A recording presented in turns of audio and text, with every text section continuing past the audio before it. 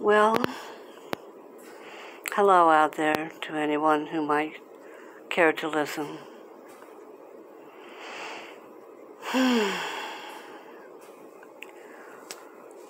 I'm just having a lonely old night. It's been 2 weeks to the day now since my husband passed suddenly and violently away.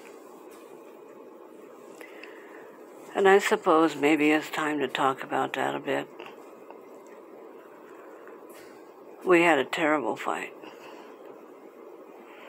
My husband, God rest his soul, I love him as much today as ever before, was a deeply troubled man.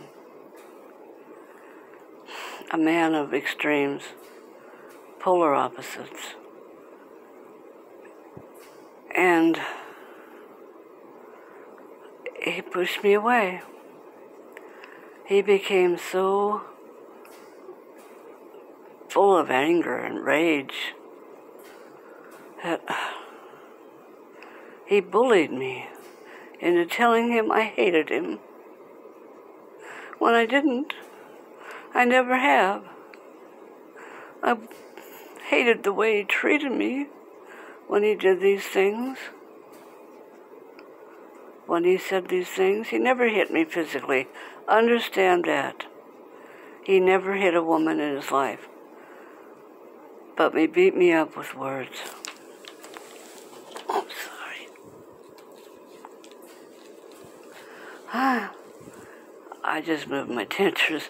I'm sorry. I'm not going to start over, though.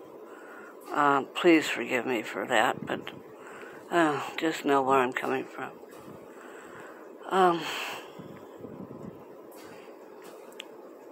Yeah, he was a troubled soul. And so I finally screamed at him, I hate you, okay? I hate you, okay? I can't live with you anymore. Get out! And he did. He got out. And then he died. Behind the wheel of his 97 Ford Explorer. Clocked it doing 94 miles an hour. He lost control on the highway, missed a curb, and the truck went into a roll. And there was nothing left of him.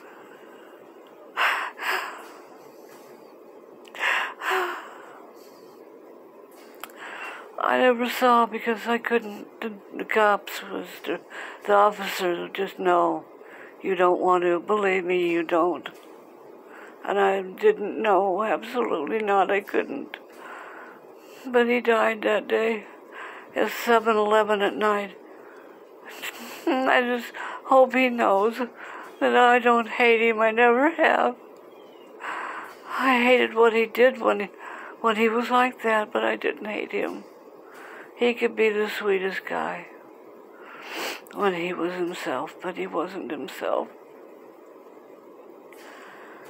So now I've got all kinds of decisions to make, and his family hasn't helped a bit. They're a very mean, unfunny joke. Wouldn't even contribute a dime toward his cremation, so I had to let him go to the States because I don't have the money.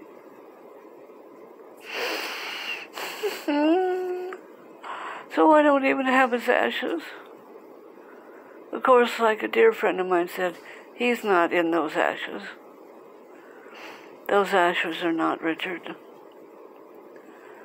And they're not. I know that. But it's the thought, it's the idea. His own damn brother and sister. And half-sister. Oh, no, no. Well, screw you very much. Got them all kicked out of my life. I want nothing to do with them. Because, they didn't care. A lot of that going on, isn't there? Yes, there is. So now I have to move out of my home. the good news is my son, bless his heart, came and spent 4 days with me. Flew all the way down here, 2,000 miles, to be with Mom. Good company, helped me a lot.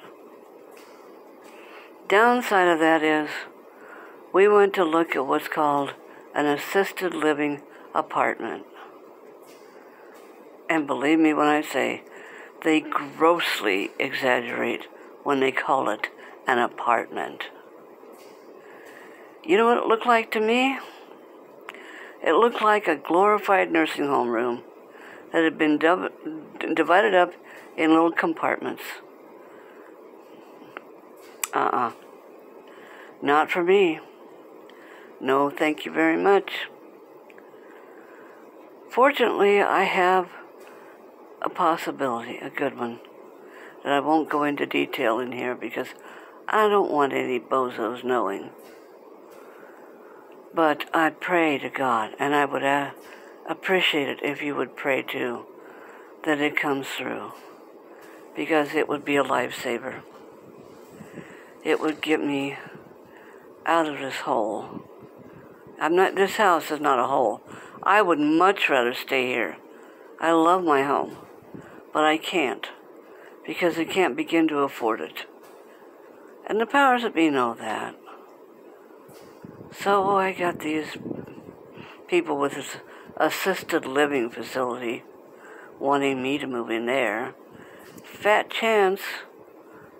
Not if you don't, no. I don't believe for one moment God wants me there. So pray for me, will you? Because, no. So, anyway, that's what's going on in my life, and I just thought I'd give a relatively short report to, anyone who might be listening, like you, Miss Wednesday, or, others. So, God bless, and I hope you have a good night.